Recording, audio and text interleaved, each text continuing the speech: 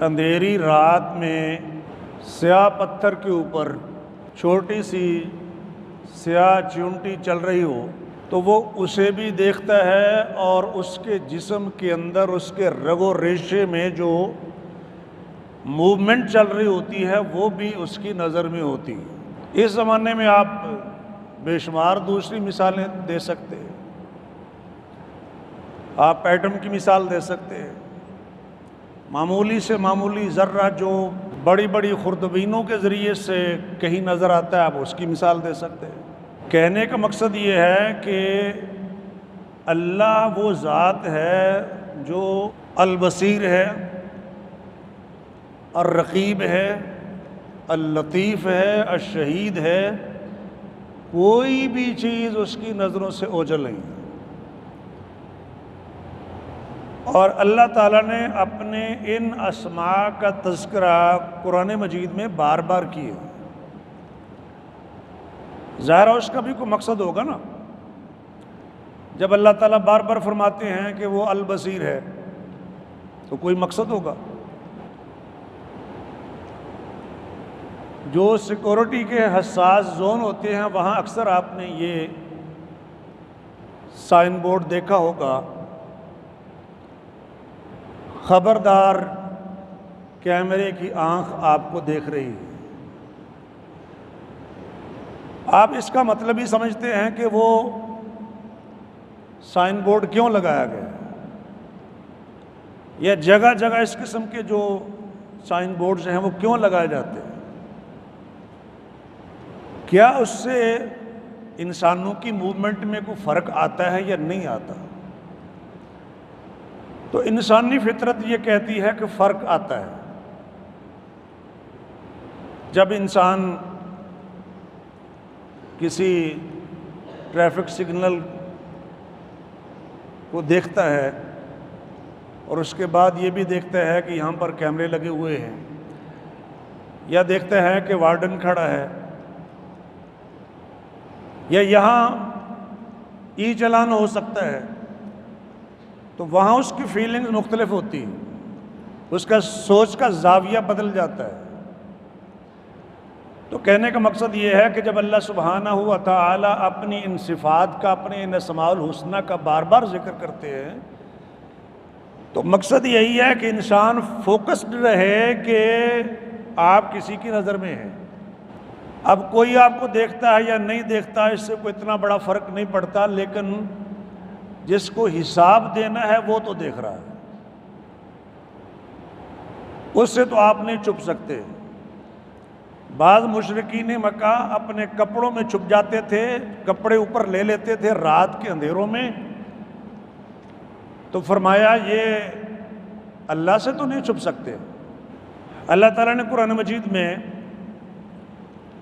اپنی صفت بصیر کو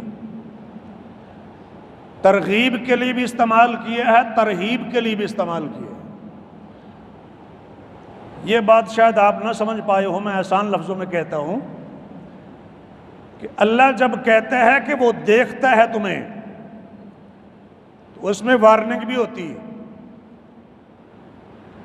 اور جب وہ کہتا ہے نا کہ وہ تمہیں دیکھ رہا ہے تو اس میں خوشخبری بھی ہوتی ہے۔ یہ دونوں پہلو ہوتے ہیں، اور ان دونوں پہلوؤں سے اللہ نے اپنی صفت بصیر کو ذکر کی ہے۔ قرآن مجید میں بہت ساری آیات ہیں جن میں اللہ نے فرمایا کہ تم جو مرضی کر لو، اللہ کے عذاب سے نہیں بچ سکتے، اللہ تمہیں دیکھ رہا ہے۔ اب یہ وارننگ ہے۔ اور وہ آیات بھی ہیں جہاں کہا گیا کہ پریشان نہیں ہونا آپ نے، لوگ آپ کو تنگ کرتے ہیں، پریشان کرتے ہیں، ایلیگیشنز لگاتے ہیں، جھوٹے الزامات لگاتے ہیں، آپ کی حوصلہ شکنی کرتے ہیں، نیک کام کرنے کے باوجود بھی، روزے رکھنے کے باوجود بھی، نمازیں پڑھنے کے باوجود بھی، سچ بولنے کے باوجود بھی آپ کو کوئی ریوارڈ دنیا میں نہیں مل رہا، تو پریشان نہیں ہونا۔ ایک ذات تو ہے نا وہ آپ کو دیکھ رہی ہے، اور یہ قرآن نے کہا ہے۔ سنیے، اللہ فرماتے ہیں وَأَقِيمُوا الصَّلَاةَ وَآتُوا الزَّكَاةَ، اور نماز قائم کرو، زکوٰۃ ادا کرو۔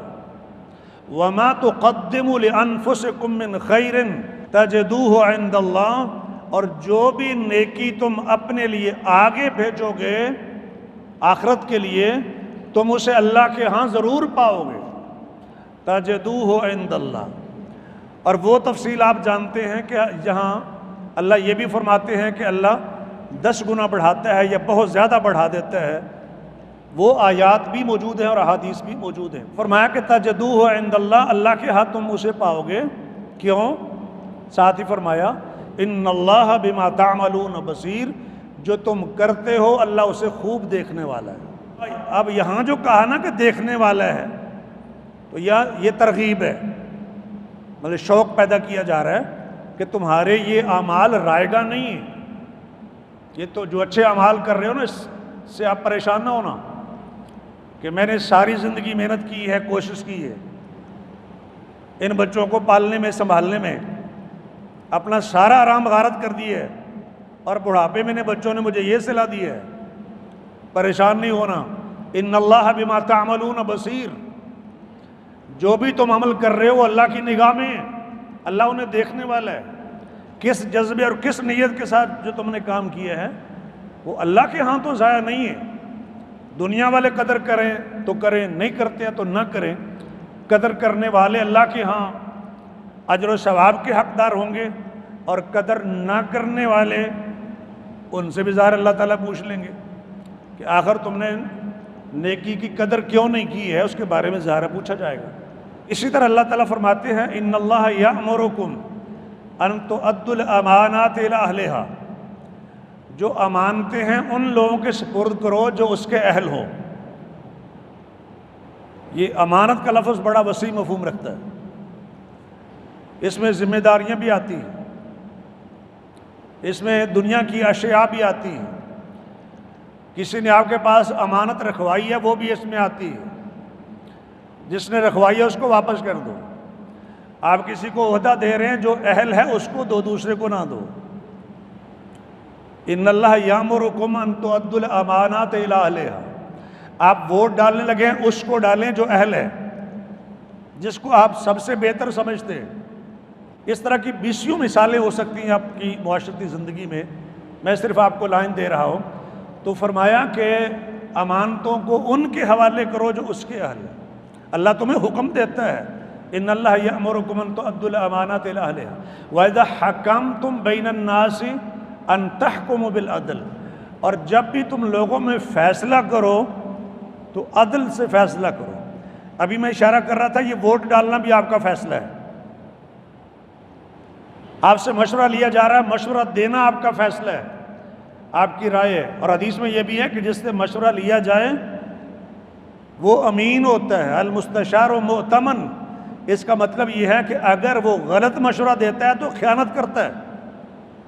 ان اللہ یأمرکم ان تؤدوا الامانات الی اہلہا وَإِذَا حَكَمْتُمْ بَيْنَ النَّاسِ ان تحکموا بالعدل ان اللہ نعم ما یعظکم بہ، اللہ تمہیں خوبصورت نصیحت فرماتا ہے۔ اچھا یہ بات اگر اللہ نہ بھی فرماتے تو بات تو پھر بھی پوری ہے۔ اللہ جو بھی نصیحت فرماتے ہیں وہ نصیحت خوبصورت ہی ہوتی ہے، اللہ جو بھی تلقین فرماتے ہیں وہ عمدہ ہی ہوتی ہے، وہ اچھی ہی ہوتی ہے۔ اللہ سے بڑھ کر اچھی بات کس کی ہو سکتی ہے؟ لیکن جب یہ فرمایا ساتھ کہ اللہ تمہیں بہترین نصیحت کرتا ہے، تو کہنے کا مقصد یہ ہے کہ اس کو ایسے نہ سمجھ لینا یہ کوئی معمولی عام نصیحت نہیں ہے، یہ بہت عمدہ نصیحت ہے، اور اس کے مطابق جب آپ عمل کریں گے تو دنیا کے اندر بھی اس کے نتائج دیکھیں گے۔ اللہ تم بہترین نصیحت فرماتا ہے۔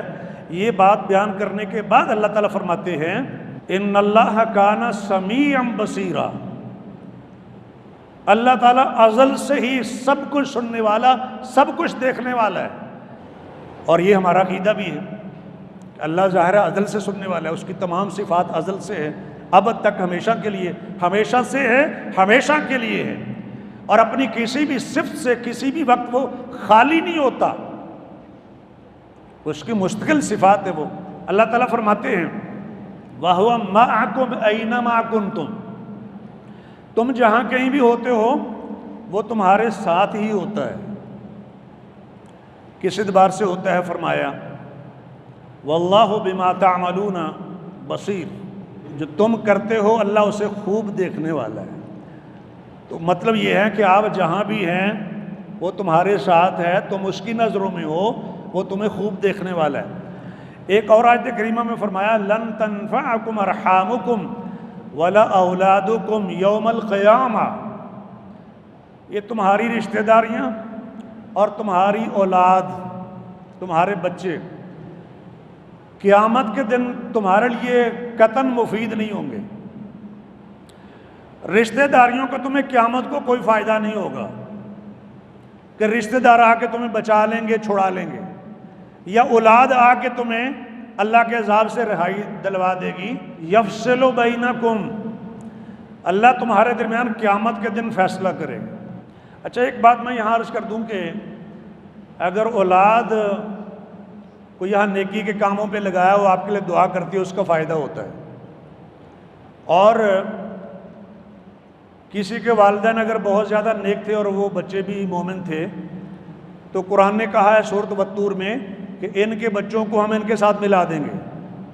یہ قرآن کی آیت ہے، اس کا مفہوم عرض کر رہا ہوں کہ اگر والدین بہت اونچے درجے کے جنتی ہیں، اولاد بھی اپنے عمل سے ایمان سے جنتی ہے لیکن اس بڑے درجے کی جنتی نہیں ہے، تو اللہ تعالیٰ اپنے فضل و کرم سے بچوں کے درجات بلند کر کے والدین سے ملا دیں گے، بجائے اس کے کہ والدین کے درجات کو کم کر کے اولاد سے ملایا جائے۔ آپ جانتے ہیں کچھ لوگوں کو ان کا نام عمل دائیں ہاتھ میں دیا جائے جو کامیاب ہوں گے، اور جو ناکام ہوں گے ان کا نام عمل رزلٹ کارڈ کہہ لیں بائیں ہاتھ میں لیفٹ ہینڈ میں دیا جائے گا۔ فرمایا انہ کان فی اہلہ مسرورا، یہ جو آخرت میں ناکام ہو گیا ہے یہ اپنے گھر والوں میں بڑا خوش و خرم تھا، یعنی اپنی فیملی کے ساتھ اتنا مگن تھا کہ آخرت کو بھول بیٹھا۔ ہوتی ہے نا بعض فیملیز، ٹھیک ہے مال اولاد یہ نیک بیوی اللہ کی نعمتیں ہیں، یہ ساری چیزیں بیان ہوئی، لیکن اگر ان کی وجہ سے کوئی شخص اللہ کے دین سے غافل ہو جائے تو یہ تو نقصان کا سودا ہے۔ قرآن نے بھی اس کو بیان کیا ہے، اے ایمان والو تمہارے مال تمہاری اولادیں تمہیں اللہ کے ذکر اور احکام سے غافل نہ کر دیں، اور جو ایسا کر بیٹھے وہی لوگ نقصان اٹھانے والے۔ سورہ منافقون میں فرمایا، اور وہ لوگ جو اپنے بیوی بچوں کی وجہ سے اپنی آخرت پر بات کر لیں انہیں کون عقل مند کہے۔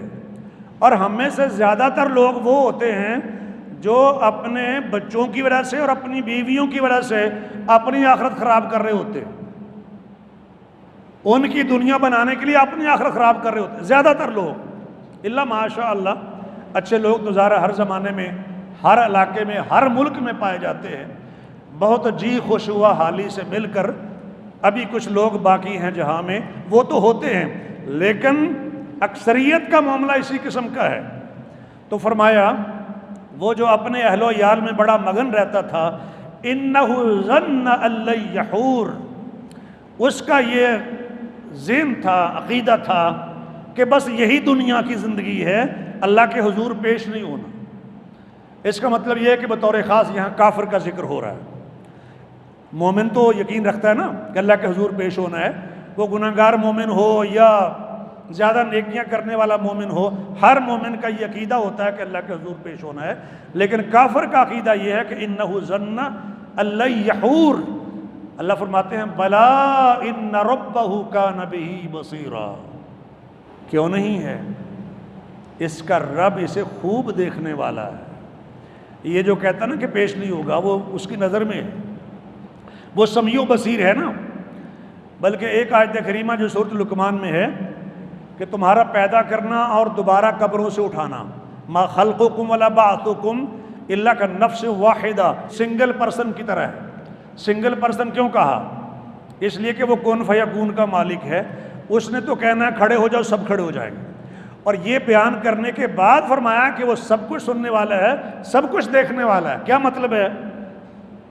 مرنے کے بعد کہاں جاؤ گے؟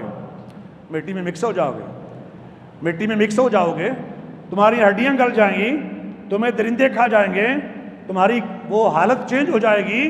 کہاں جاؤ گے؟ تمہیں جلا کر ہوا میں اڑا دیا جائے گا تمہاری راکھ کو۔ کہاں جاؤ گے؟ وہ سب کچھ دیکھنے والا ہے، سب کچھ سننے والا ہے، اس کی نظروں سے کوئی چیز اوجھل نہیں ہے۔ اگرچہ اس کی حیت کیفیت چینج بھی ہو جائے، اگر وہ کسی اور حالت میں بھی کنورٹ ہو جائے تب بھی اللہ کے علم میں ہے۔ اس نے تو آرڈر دینا ہے کھڑے ہو جاؤ، کھڑے ہو جائیں گے۔